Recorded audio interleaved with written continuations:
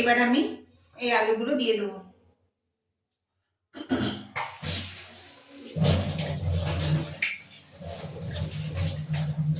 এবার এই আলুগুলো ভাজতে দেবো।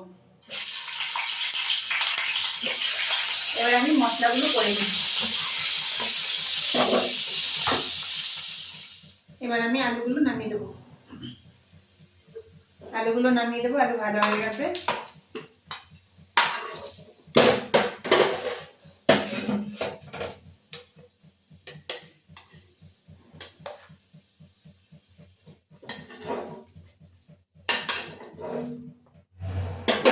একটু তেল দেবো।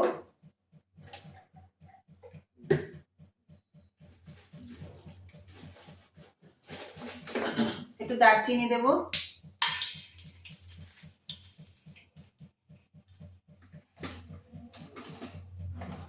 এলাচ দেবো দুটো।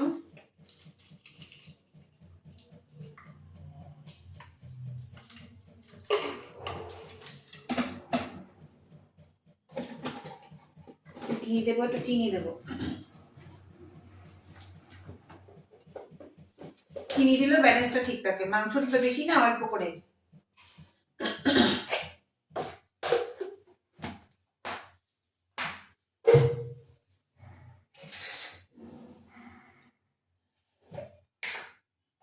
সামান্য ঘি দেবো।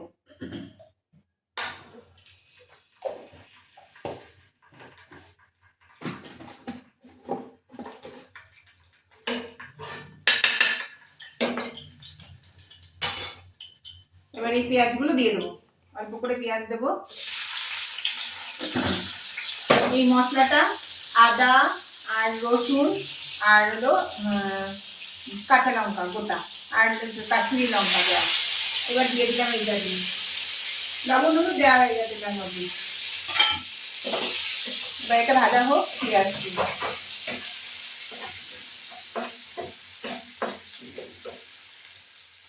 এবার আলুগুলো দিয়ে দেবো, সামান্য জল দিয়ে কষাবো।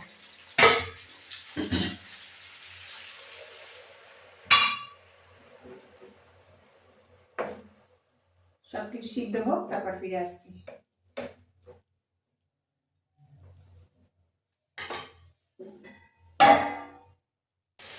এবার আমি একটু গরম মশলা দিলাম।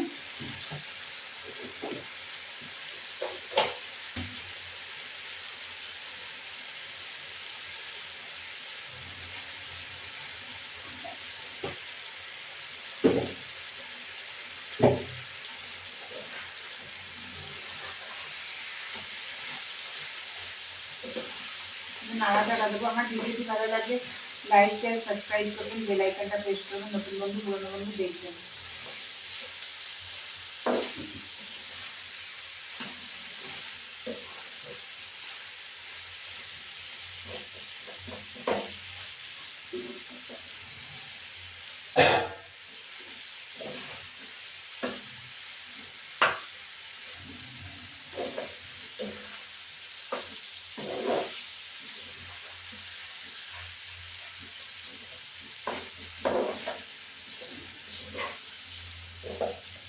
ব্যাস হয়ে গেছে, আমার মাংসটা রেডি।